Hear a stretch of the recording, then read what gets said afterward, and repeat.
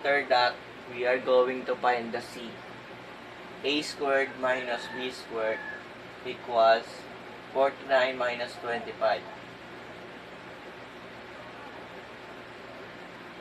The answer is 24. We are gonna find the square root of it. 2 square root of 6 or 4.90 in decimal form.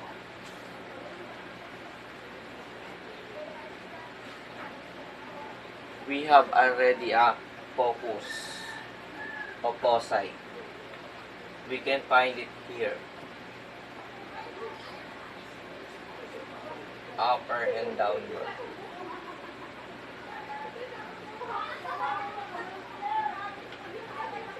Next, we are going to find the lactus rectum.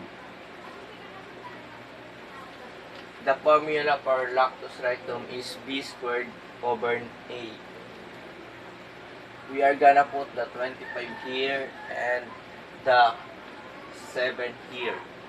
And the answer is 3.6. It's only 3.57 but I round up it.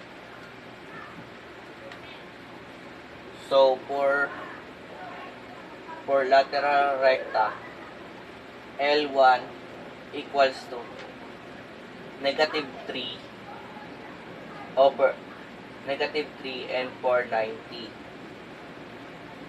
LR2 3.6 and 490. LR3 is 3.6, negative 3.6 and negative 490. And LR4 is positive 3.6 and 490.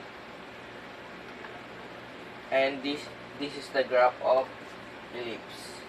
Thank you po.